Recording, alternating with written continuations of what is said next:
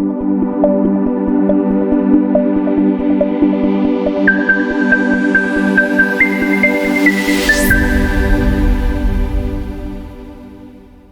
day, everyone.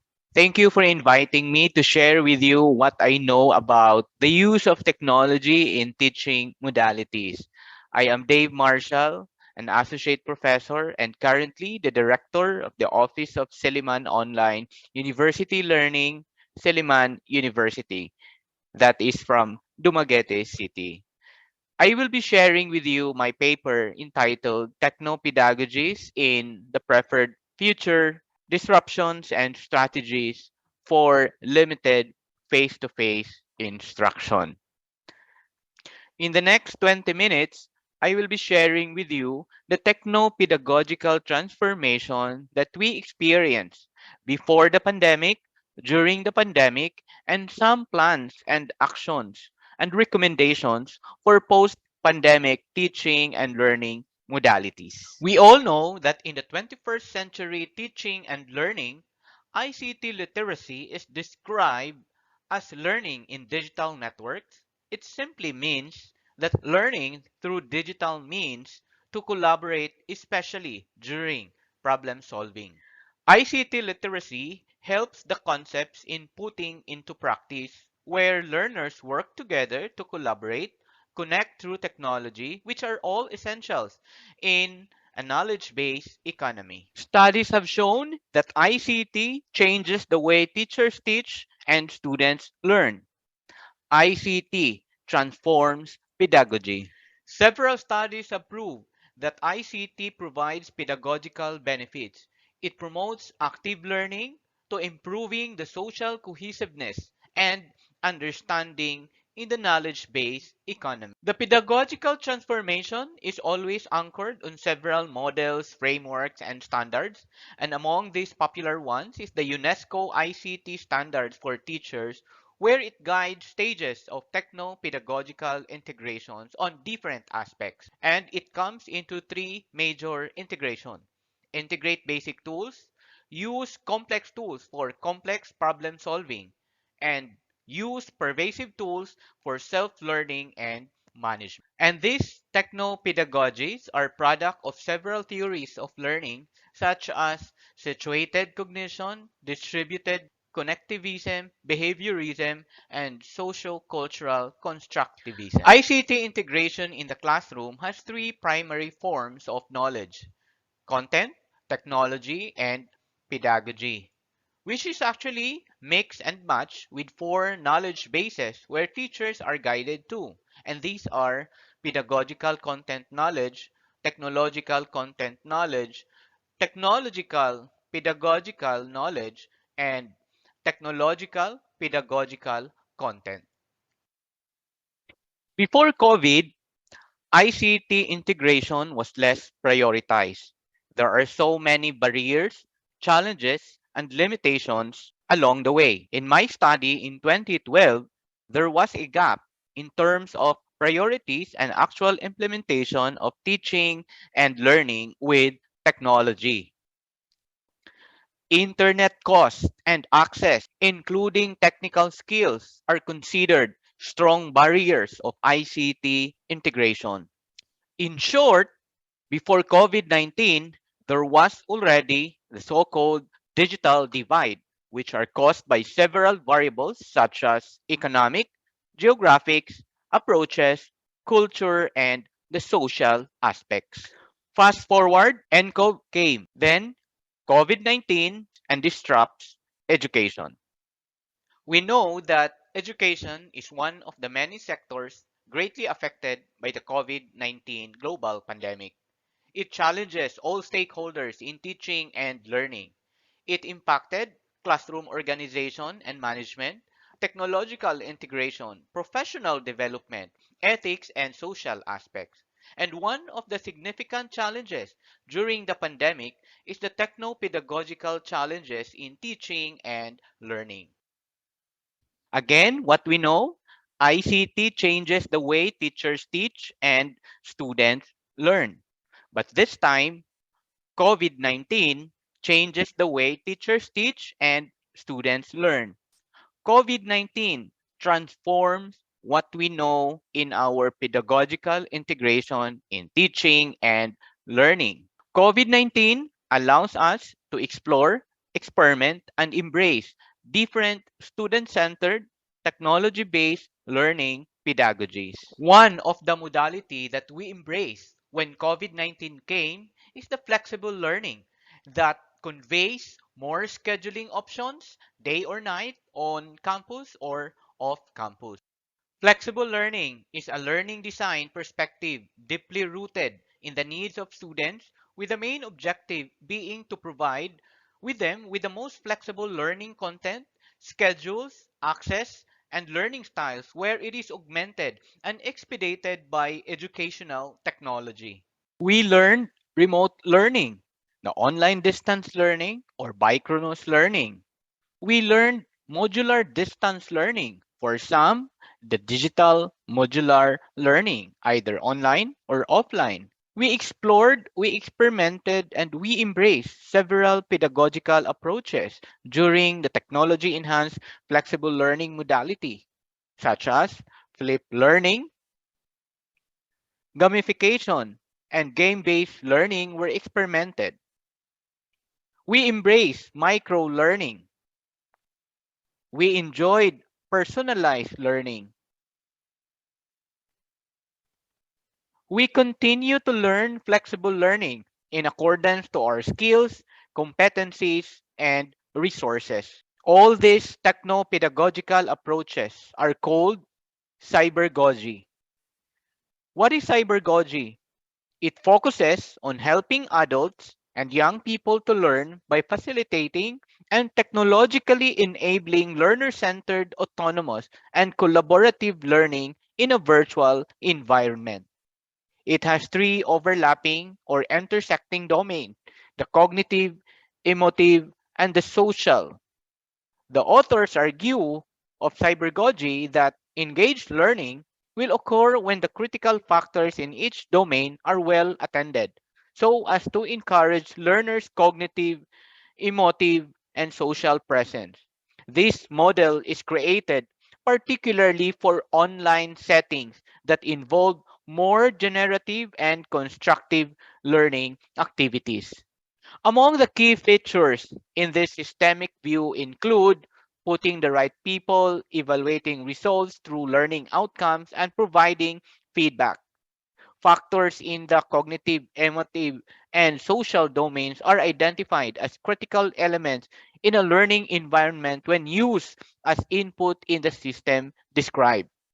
These inputs elements together transform the learning system into cognitive, emotive, and social presence, and they finally generate engaged learning as a whole. The journey of our transition from face to face to COVIDized to flexible learning was not easy. We encountered a lot of challenges. Among these include program and learning objectives and outcomes that are difficult to deliver online, student disengagement, loneliness, social presence and isolation, online cheating, and many more. But these are opportunities that expedited ICT integration in the classroom. We developed competencies in recalibration. We became creative to ensure student engagement. We learned screen break, screen time, and strengthened our role in ensuring academic integrity. We learned that in cybergogy, for the online learning experience to be successful, students must be furnished with prior knowledge, motivated to learn, and positive engaged in the learning process. Then, in 2020, a mandate on limited face-to-face came out. Many schools were once again challenged of the pedagogical transformation from flexible learning methods to limited face-to-face. Let me introduce to you two popular methods under this stage: pedagogy and eutagogy. Pedagogy is a theory of peer to peer learning and teaching that addresses the challenge of peer producing a useful and supportive context of self directed learning. The concept is based on the following principles: decentralized center, meta learning as a source of knowledge, peers have different but equal perspective, learning is distributed and not linear, and realize the dream if you can, then move on or move forward. Among the many technologies, services, and platforms under pedagogy includes that I think you all use: forums, wikis, real-time meetings or the synchronous meeting, open educational resources, and the most popular one is the massive open online course. The second pedagogical integration is eutagogy. It is the study of self-directed learning and self-determined learning. Eutagogy is all about teaching learners how to learn. Eutagogy looks to the future in which knowing how to learn will be a fundamental skill given the pace of innovation and the changing structure of communities and workplaces. Eutagogy is an extension of andragogy that focuses more on the process and less on the content being taught. In eutagogy, the design elements include learner-defined learning contracts. In eutagogy also, the learner is involved in designing his or her assessment.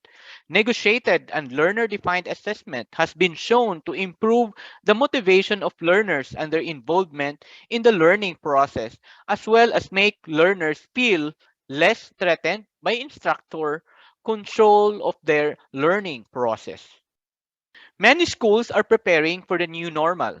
I guess many of us here in our full gear of preparing to the new normal, the post pandemic teaching and learning. Here, let me introduce another two techno-pedagogical models: the hybrid and HiFlex. Hybrid and HiFlex are two most common technology integration models with face-to-face component. And let us add blended learning into the equation. Blended learning combines in-person classes and interactions with supplemental online educational elements. Online learning materials in blended learning modality are not intended to replace face-to-face class time, unlike with the hybrid courses, but instead, materials are designed to build upon what was covered in class. There are four most common forms of blended learning. These are rotation model, flex model, self-blended model, and enriched virtual model. Another most applicable techno-pedagogy for the limited face-to-face instruction is hybrid learning. It is in contrast with blended courses. Hybrid courses replace much of the face-to-face time with online interaction. It replaced a portion of traditional face-to-face instruction with online activities such as video lecture, online discussion, or projects. Online interactions can be synchronous or asynchronous. Then we have high-flex learning. High-flex combines the terms hybrid and flexible. Each class is offered in person, synchronously online, and asynchronously online to provide a flexible experience and multiple modes of participation among the students. In other words, high-flex learning accepts different cohorts of learners. High-flex learning, students are given choice in how they participate in the course and engage with material, and can change their method of participation throughout the course. It could be in weekly format, in by topical, or according to the preference for both the students and actually preference also with the teachers or the school or the institution. In HiFlex, it needs an institutional and well-established learning management system. And so with the hybrid modality. In short, blended learning, hybrid learning, high flex learning requires a, an established learning management system in the school or the institution. So, in one glance, there are four course models: the fully in person, blended learning, hybrid learning, high flex learning, and fully online delivery. These techno-pedagogical models are said to be the modality in the new normal. These models highlight online learning and its engagement, co-learning, and self-directed learning, or the preferred futures. So what is your preferred future? The future is not a fixed point, and in fact, there are many types of futures. When we think about a range of futures, we can organize them into four categories, such as plausible future, the possibilities that could happen given the bounds of uncertainty; probable futures, scenarios and possibilities that are likely to happen; possible futures, the widest range of scenarios, including all possibilities that we can incorporate ICT in our teaching modalities; and the preferred future, the vision that everyone or any institution have for possibilities we want to see come true. In conclusion, choosing the right techno-pedagogy in any institution for the preferred future is a challenging task. Techno-pedagogy must be anchored on the institution's vision, mission, and available resources. We should be equipped with the necessary skills and competencies of disruptive technologies in order to embrace disruptions. These disruptions are brought by disruptive technologies. In choosing the preferred future, schools must be aware of the fourth industrial technologies such as artificial intelligence, Internet of Things, wearables and virtual realities, robotics and mechatronics, analytics, data science, and big data. Schools must deepen skills acquisition and ensure the balance of content and experience. According to the World Economic Forum, citizenship skills, innovation and creativity skills, technology skills, interpersonal skills are among the top required or necessary skills in the 21st century in relation to preserved content. On the other hand, experiences this relates to leveraging innovative pedagogies in relation to personalized and self-paced learning, accessible and inclusive learning, problem-based and collaborative learning, lifelong and student-driven learning. In order for the education ecosystem attain digital resiliency, Education 5.0 that highlights knowledge creation and production from putting human qualities in the center of education down to the relevant, personalized, and personal learning. To achieve all of this, it is recommended that all stakeholders in the educational system must revisit the philosophy of theoretical underpinnings of educational technology to mitigate risk, especially in the many challenges brought by the fourth industrial revolution. Digital leadership and educational technology management must be emphasized in the strategic and tactical planning in the schools. Teachers must be equipped with the necessary skills and competencies of the e-learning pedagogy in the new normal. Every school must have an established educational technology ecosystem to achieve digital resiliency. To highlight technology in research, instruction, and community extension. Remember, technology does not make us outdated, but technology can make us irrelevant. Once again, this is Dave Marshall. Thank you for listening and God bless everyone.